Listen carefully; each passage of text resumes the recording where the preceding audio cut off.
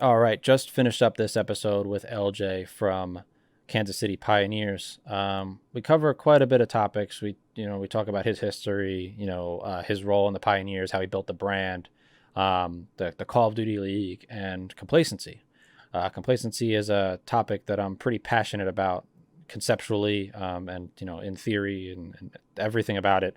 How it affects you, how it affects your growth, how it affects your company growth and the people around you, and the whole nine.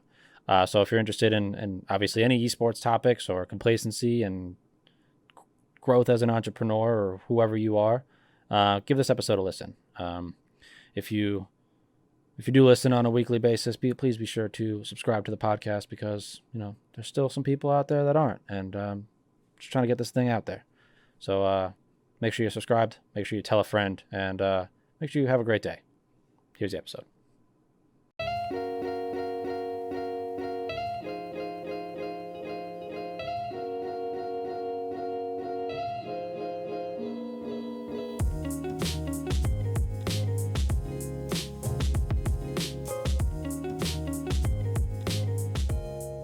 Hello, and welcome to episode number 30 of the After Hours podcast. Here with me today, I have the founder and the director of growth over at the Kansas City Pioneers, LJ Browne. Thanks for coming on, dude. I'm excited for this episode.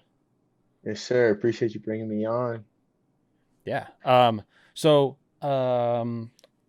probably first, the safest thing to get into is just a little quick background of you. What you've done in the space, what you're currently doing in the space with the Pioneers, and just that quick 10, 15, 20 a minute rundown or whatever it is. Okay. Yeah.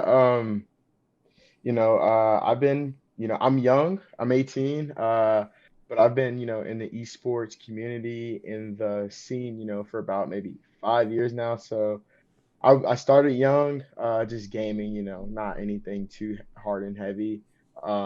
Just kind of gaming, and I'm actually glad I got into it when I did because, I was able to learn the ins and outs, just through gaming, and then I got to see some esports organizations blow up, that just started off as, just teams on the game or clan tags, now they're actual companies. Mm-hmm.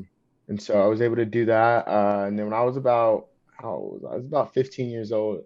Uh, I started, I started like my own little team. I was working a little job, bought my own logo, like a pre-made logo. It was like $30.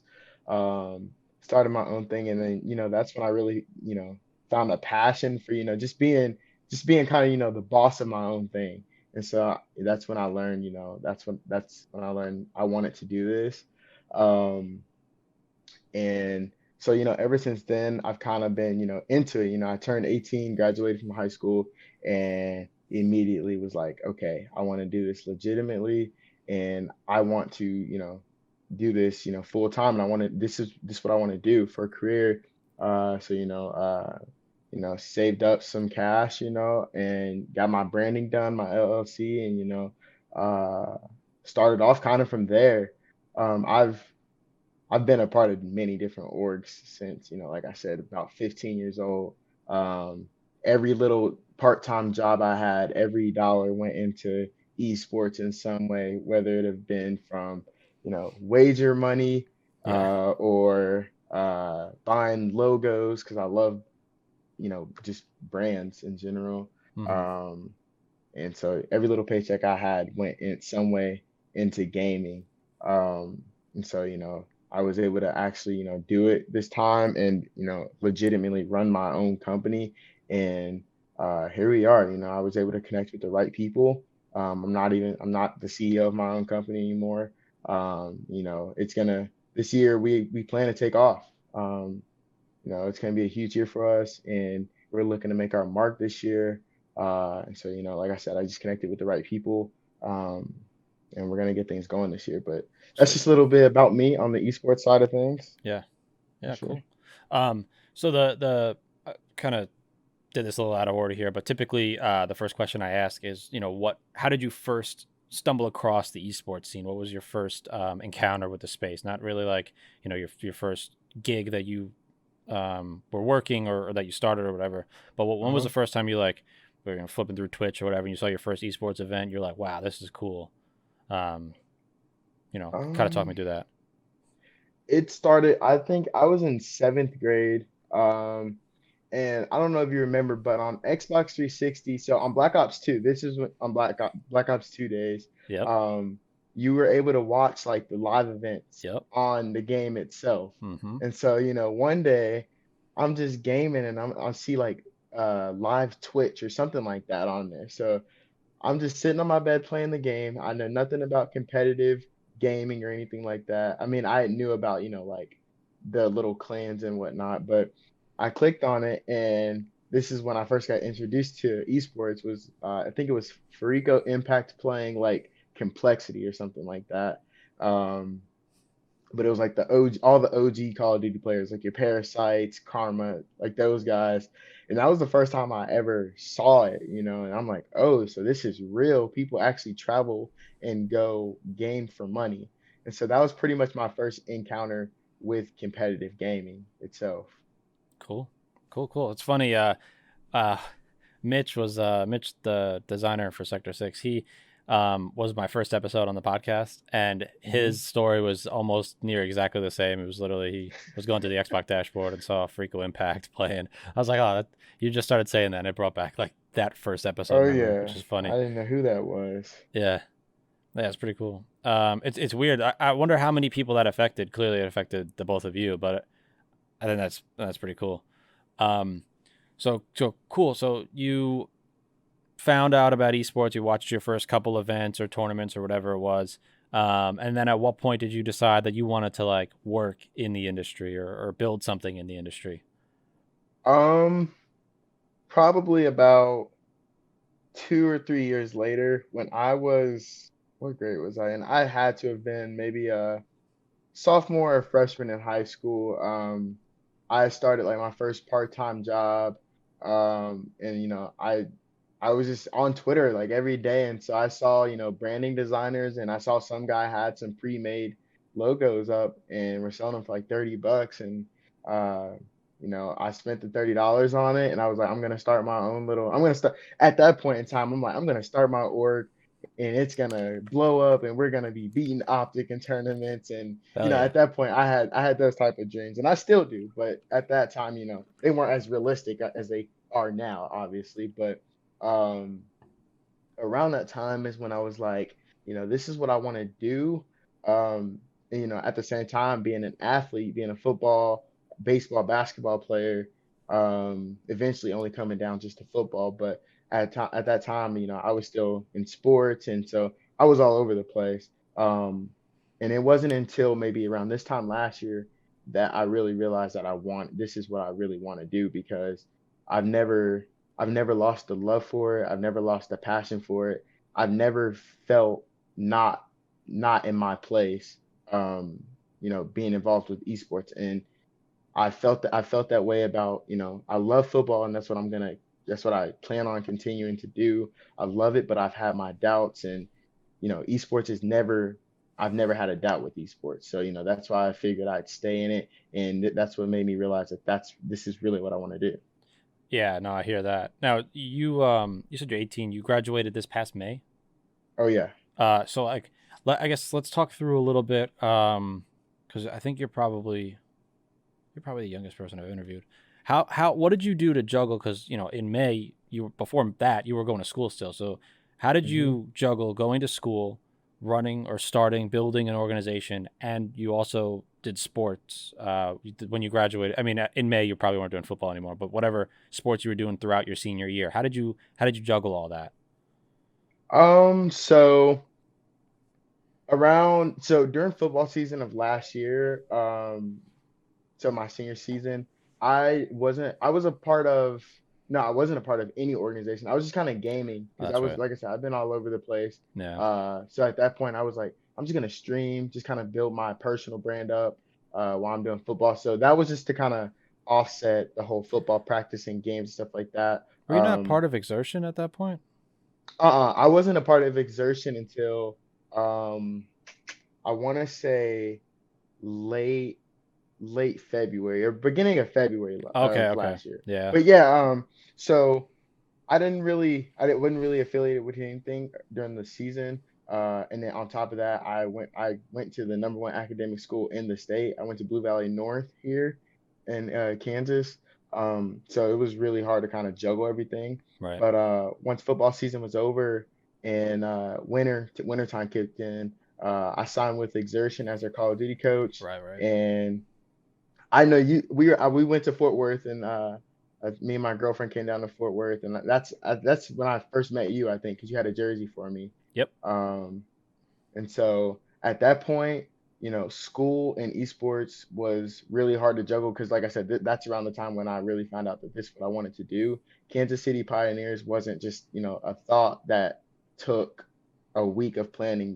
That this company has taken years and years of thoughts. And what I like to describe it as is literally a literal dive into my fantasies, my imagination, and my dream, my vision. That's what Kansas City Pioneers is. And so it's taken a long time to come up with the company and build it from the bottom up.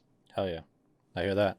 Um, so now, you know, I guess, less about how you juggled all that. I want to kind of get a little bit more into like the building from zero of the company. Where do you, obviously the logo was one of the first things, you thought, Mhm. the brand identity you thought through your head, but once you had the brand identity, you had the logo done, you knew what you wanted to do. What was your next steps? How did you kind of start that process? Um, Honestly, when I started it, it was hard. It was hard to, think what the next step is. Like I said, coming in, uh, and I was a younger senior. I've always been the youngest in my class. So I didn't turn 18 till September, but I started Pioneers in July. So I was still 17 at the time. So it was pretty cool, being 17, walking around saying, "Hey, I have an LLC in my name." Hmm. But the next step for me was really connecting with the right people. That's when I was introduced to LinkedIn, um, and things like that. So it was just like I have to perfect, my pitch, to get people to come aboard and believe in me. So at that point, I'm sitting down. It's like, how in the hell do I get people to believe in a 17-year-old, you know, uh, Yeah. who's played video games all his life and wants to pay people to play video games for him? Um, so I really didn't have a next step. I was kind of just stepping in and, just I was just really just winging it at that point. Um, and it sounds worse than it really is. But I really would say that it was just coming down to, connecting with the right people. Yeah. And so I got on LinkedIn. LinkedIn's really what really motivated me. Because I got on there and as soon as I got on there, people are like, hit me up and, different local companies and sports teams are, hit me up and I'm like, what the hell? Like, I don't even know how to talk back. I don't even speak these people's language. Yeah. These people are executives with MBAs and executive experience. And so it's like, I don't even know how to speak their language. I didn't know how to speak their language. Um, and we're in Kansas City, we're the only ones here doing it that came out with a real identity, real goals, and we looked good. And so I didn't really know how to speak anybody's language, so I really didn't have a plan written up at that point. But then I connected with the right people, like I said, and they helped me out, and they're the reason I am where I am today, and the reason why KCP is where it is today as well. Yeah. I don't know, remember the exact verbiage you used, but you said it was just kind of, you were trying to piece it together on the way. And I feel Mhm. like that's the way everybody's kind of always done it, or maybe not always. Like obviously there is a kind of a path that people follow.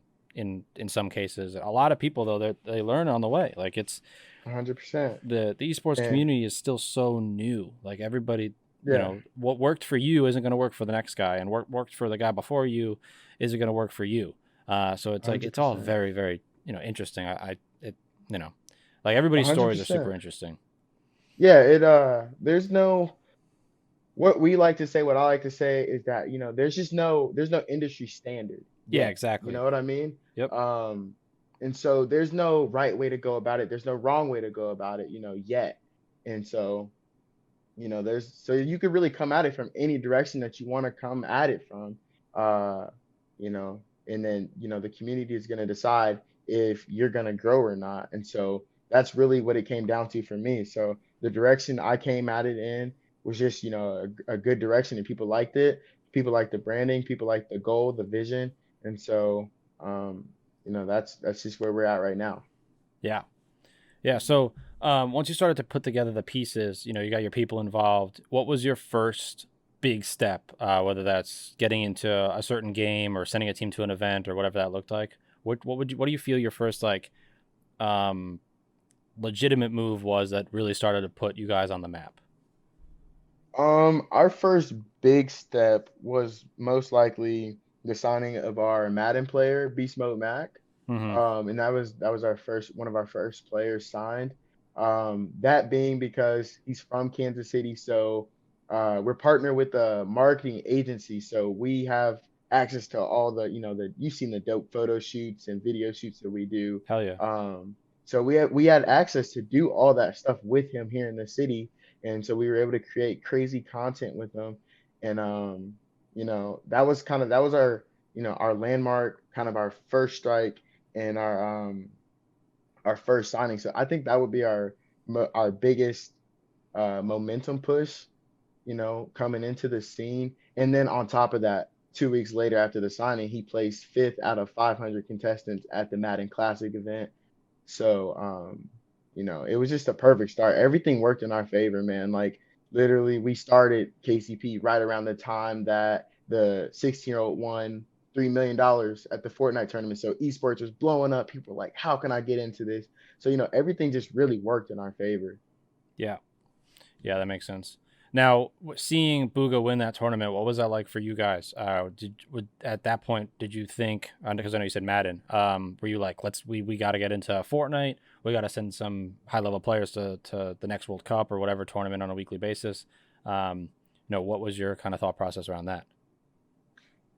We didn't have, so around that time, I hadn't even established like my team, my whole, my full board yet. So it was just me still, our graphic designer Hunter, who's still here, with us, and then our social media manager, and then maybe our GM. And so I Oops.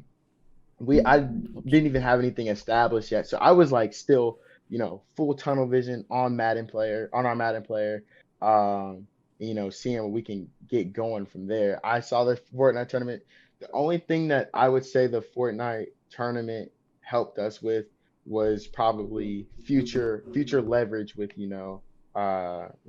business partners down the road. That's the only thing Yeah. that I saw that as at that point, because it's not every day that you see a 16-year-old winning $3 million, and then it's on national news, and so that was the only thing Yep. I saw that as, was just leverage for stuff like that. Not saying that we don't want to get in Fortnite anytime soon, Yeah. but I mean, yeah, Fortnite's I guess I mean, at this point, a lot of games are good options. We're at a really big growth point in the community. I think that if you buckle down and you get in for the long haul with the right game, and you put together a team and you take over that spot, like doesn't matter. You could do it in Bejeweled if you wanted to. Maybe, I don't know about yeah, Bejeweled, 100%. but like any game. All right, so let's fast forward here a little bit.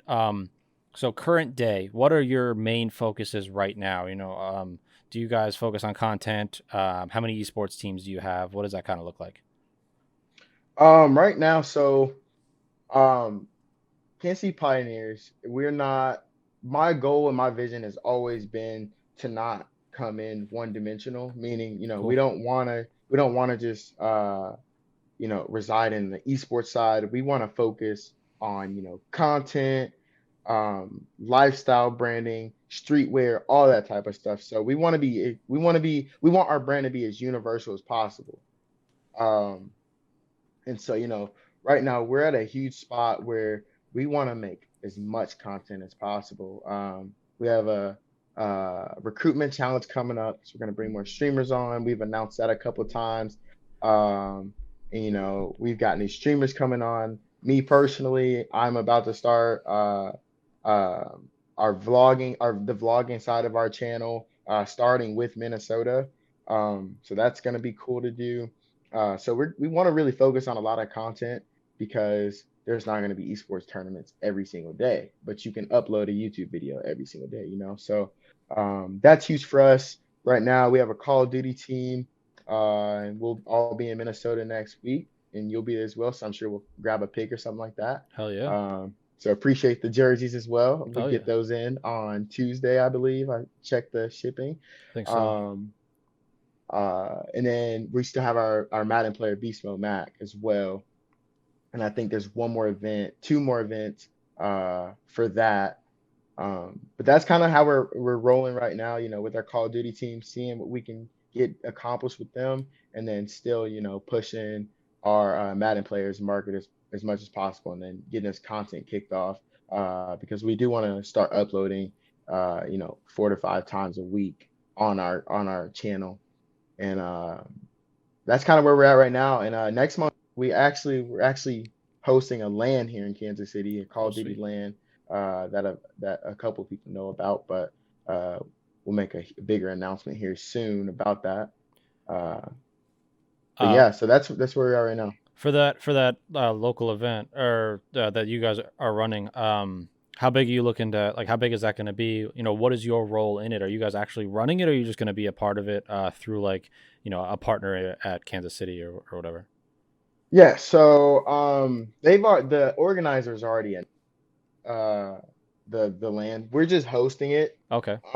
So I'll be pretty much, we'll probably have our media team out there, shooting some dope content, getting some film of the event, but I'll be hosting it. So bracket. I'll be, overseeing everything and things like that. And so, we got the opportunity to do it, and that's what we're gonna do. And so, uh, we expect, a good showing. We're in the Midwest. We don't have the biggest lands, but Yeah. we have a tight knit community, and everybody knows each other, and everybody loves each other. Even though everybody trash talks each other face to face when they beat each other, but that's everybody's respected after the games and everybody knows each other. So Yeah, it's all esports. Everybody goes yeah, home happy for the most part. No bad blood, hopefully.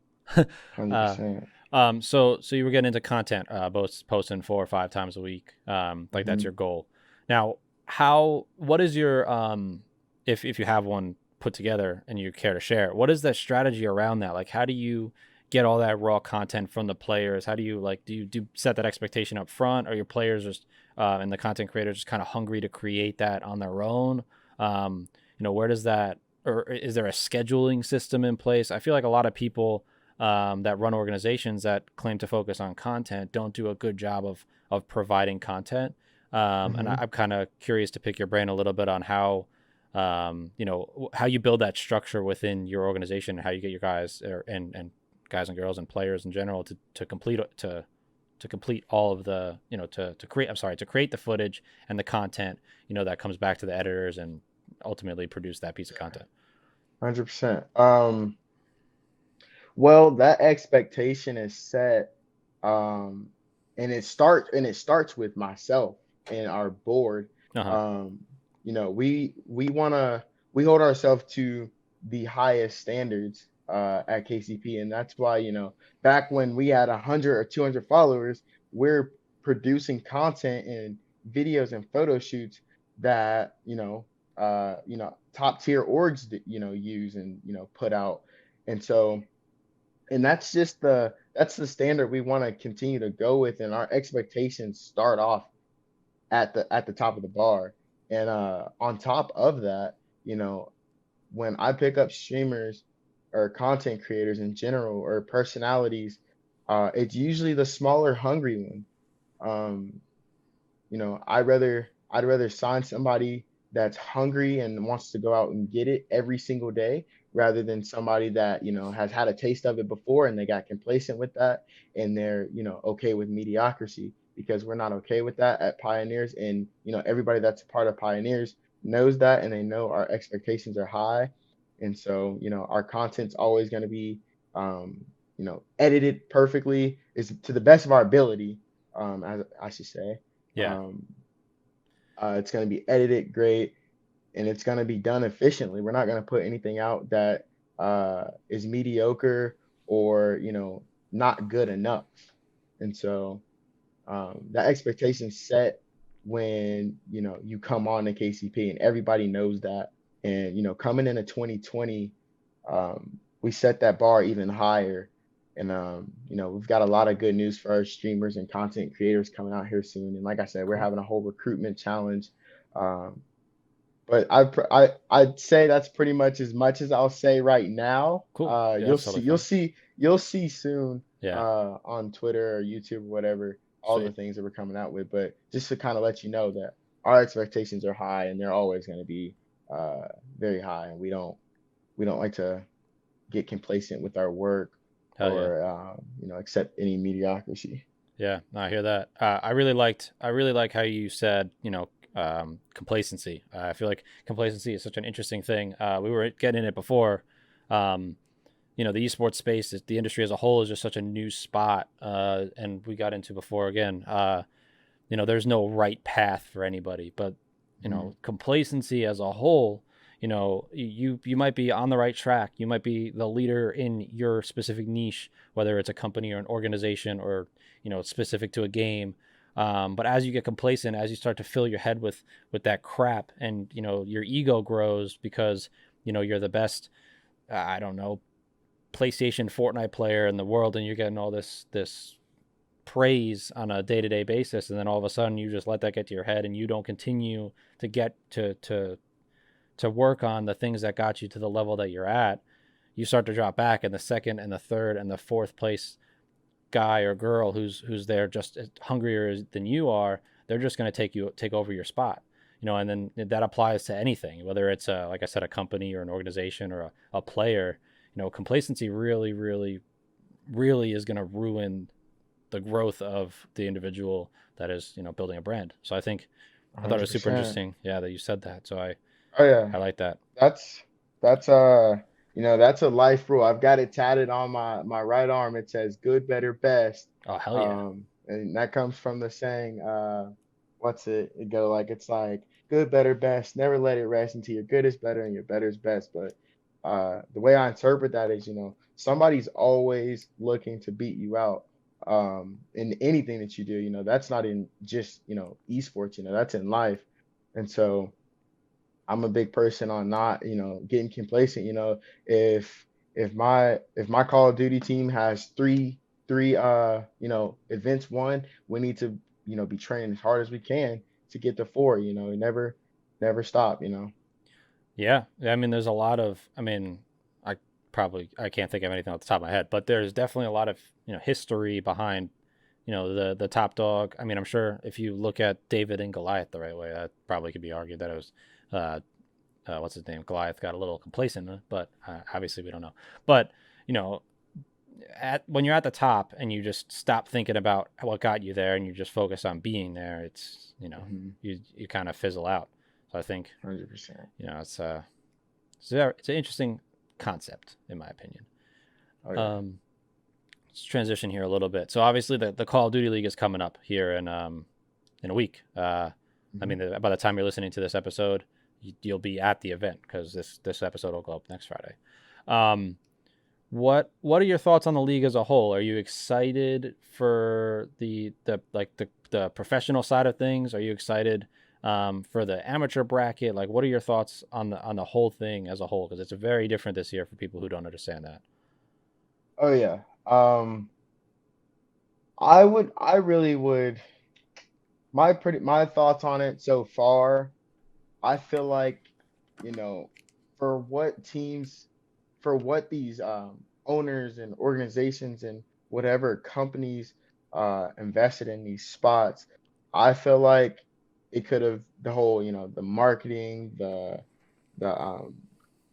everything about the league so far could have been a little bit better, more thought out. I feel like they kind of rushed into it. Other than that, I'm really excited for it. most of my excitement is towards the players themselves Hmm. because they're getting the opportunity of a lifetime. Um, that all goes back to the whole complacency thing. I feel like a lot of them will get complacent with where they are, and some of them have. Oh yeah. Um, I've been seeing where some of the challenger teams are completely dominating these pro teams in scrims, and the pro teams want to scrim the challenger teams because these pro players aren't showing up on time to practice, skipping practices, won't practice because they don't have like a neutral host or something like that.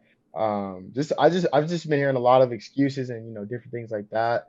So that just always brings me back to the complacency thing. And they're like, yeah, we got it. I'm gonna go down as one of the first players ever signed in the CDL. So what does that look down like 50 years down the road? So but other than that, I've got some friends in the league.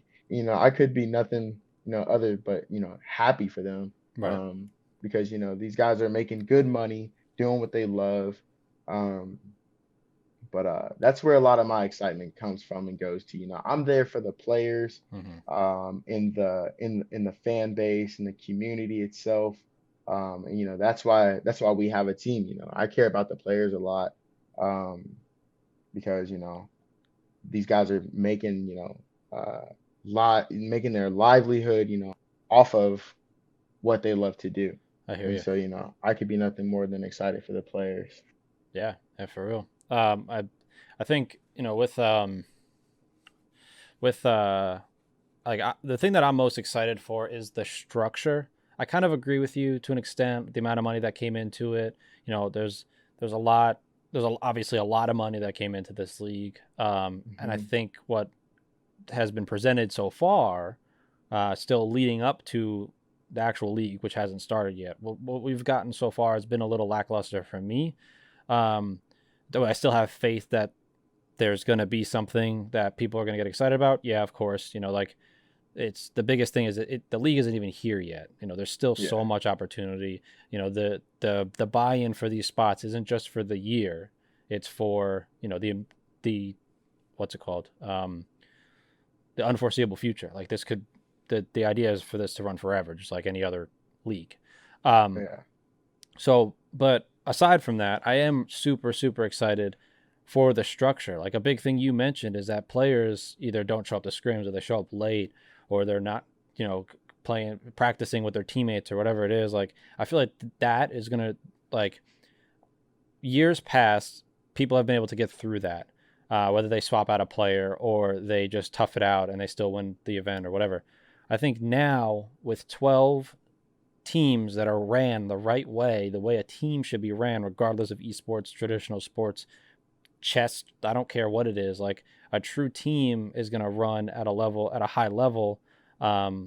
And if they're forced to run at that high level, they'll do well. If they're not good, if they're not ready to do that, they could leave. Like I think there's going to be a lot of players that you're going to start to see are going to have like a diva mentality, and they're not going to want to do X, Y, and Z, and they're going to find themselves Hmm. on no teams, and nobody's going to want to play with them or pay them or whatever the case may be. And I'm hoping that's the case. Start to weed out the people who aren't as hungry and leave some or open up some room for the guys that are a little bit more hungry, and they want it, and they have the skill set and the drive, and they just haven't been given the opportunity yet. That's what I'm excited for. Yeah. Obviously, I love to see some good Call of Duty, um, but I really think that'll be good. And I also think once I think it took them a second, but they figured out a pretty good system for the amateur bracket and the amateur scene as a whole. So I'm excited to see how that continues to develop because obviously um, the amateur scene in general is something I've always been pretty passionate about. So I'm Oh yeah. excited. It should be fun this year. Yeah. I think the amateur scene itself is what has kept Call of Duty esports afloat as a whole. Yeah. Um, the Pro League has always been, great to watch, great, entertainment, and something that's always going to stick around. But that the amateur scene, and then the youth scene is, what has kept the Call of Duty scene alive for years now. And Hmm. the whole Pro League thing, that also brings us back to the whole there's no industry standard yet. Yep. These teams put $25 million down to bring 10 players in to come and practice and play, but there's no standard. I feel like some organization, one of these teams are gonna really have to come in and set the narrative this year and set the tempo. Because you don't see NFL teams having, a 53-man roster and only 30 players come in and show up to practice and then everybody's there on game day, Yep. So, if us esports guys ever want our industry to get as big as, the NFL or, gross as much um as the NFL or NBA, MLB, there has to be a narrative set. And so I that's what agree. I'm just hoping for uh within the next, 2, 3 years with the Call of Duty League. Like you said, it's okay right now that they're still figuring out, how they want to do things because like you said, the league hasn't even started yet. And so they have time to, kind of get things together. Well, do they have? I don't know if they necessarily have time to get things together. I'm hoping the things are already together, and they're just about to present us this beautiful, written story that's going to unfold, right Hmm. in front of us. Obviously, if they don't know what they're doing now and they didn't know what they were doing, they're going to have some issues when the time comes. But there's some smart people running this league. There's a lot of money involved. You don't just kind of throw money at stupidity. At least you Yeah, shouldn't be. So like there has to be a reason that these 12 teams bought into the league, past just the statute of being a part of the Call of Duty League, at $25 million a spot. So I think, there's definitely something. There will be something, and I think people just need to have a little faith in what's going on. And we'll all do this together. That's what this esports community has always done. 100%. Yeah. Cool. So I mean, I think my biggest topic was definitely that I always like to talk about the Call of Duty space, and I wanted to get your Hmm. insight on that. Obviously, we got into a little bit about you and the pioneers. So, was there anything that we kind of breezed over too quickly, or is there anything that you want to talk about, as far as another topic? Um, Not necessarily. I think a lot of that was a lot of things that I had, kind of ready to let you know and kind of talk about. I've been actually kind of waiting for a platform or, a specific time to kind of tell just a little bit of my story. And Yeah. so you got to hear a little bit about that, a younger guy, uh, you know, starting, a legitimate company and coming into this industry at such a young age and having to, pick the pieces up and, put this puzzle together and, actually like, being able to make something out of nothing. Mm-hmm. And so Yeah.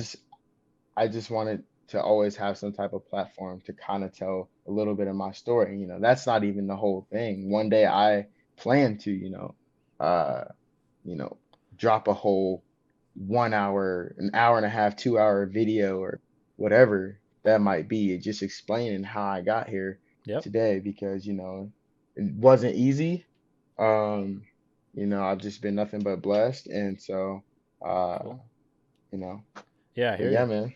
I definitely like, I think, you said you were waiting for the right platform to do this on. Like, don't like you don't have to. You know what I mean? Like, we're in a Hmm. in a spot in this world where you could just look at your phone, talk to your phone, and put something out. Like, whether that's your life story on a YouTube video or like you start a podcast about your journey. Like, I think, there are tons of opportunity there. So like, definitely, let this be the first push over the edge to get you doing that. I'd love to see that come out, from you, whether that comes from you or the pioneers. I think that's Hmm. definitely something that you could totally do on your own. You don't need a platform. Like, by no means is this a platform. Like, the numbers I get on this podcast aren't super super big. So like, I would just, you know focus on what you want to say and then worry about where it's going. You know what I mean? Yeah, and when I say platform, I mean just kind of, just somewhat to talk about with, I hear you. somebody to talk about it with, Yeah. um, other than, my family or friends or my business partners themselves, but just somebody that, like, me and you don't talk every day. Me That's and you true. don't, so just somebody uh to just kind of share that with. That's kind of what I meant by platform. Like I I hear said, you. one day I do want to drop it on YouTube or whatever, just kind of just as an inspirational type of thing. Hell yeah. Because, I've had, some younger guys from, school or whatever just say, hey, like, we really like look up to you. It's been crazy the things that people have said to me. And it's crazy because I haven't really done anything extremely major yet. At least that's at least how I feel about it. Um, but to my younger guys, they see somebody that they grew up watching, been in school with, has seen some of the mistakes that person has made. They see that guy get out of high school and and see him trying to make something of himself. And so, that's been one of my biggest things, with the whole esports thing is, just being inspirational and motivational, and just letting people know that, you can do anything, Yeah. And so that's just kind of been that's been a lot of my motivation and one of the reasons why I've kept going because um, I've been able to, inspire a couple people and it's been great. And that's a Yeah. great feeling. Yeah. I mean, you kind of tied it all back together just now. You said people hit you up and they're proud or they're happy for your success, and you feel that you're not at you haven't done anything major, and you don't consider yourself majorly successful yet. That Hmm. it all ties back to the complacency thing. If you were sitting there with your big with a big headed ego because you did one thing and that you got all caught up in that, you'll never be able to get to the next spot. So like 100%. I yeah, I mean, it was pretty perfect right there that we just tied it all back together to complacency. I'm glad Yes, this sir. this podcast turned into a complacency podcast because I love that concept. Oh I think yeah, it's I do too. And it's something that um, a lot of people don't like to talk about it. A lot of yeah, people can't, and that's what stops a lot of people from growing. It stopped me from, growing for a while. Um, but you start to grow when you get tired of your own BS. You start to grow when you can accept that you got complacent or some people feel bad about that type of stuff, but it all just comes down to growth, man. And yep, so I hear that. once you realize that and you can swallow that huge pill and swallow that pride that you have and get better and start working and actually putting effort towards things, you feel so much better. I And hear so that. Cool. Yep. So yeah, I mean, typically I we do that question of is there any more topics, and then there aren't any, and then we go into that. But now we can rant through that on a little side rant. We do have to transition to the shameless plug portion of the podcast. So if anybody is interested in reaching out to you, working with you, talking to you, picking your brain, whatever it might be, what's the best place to get a hold of you?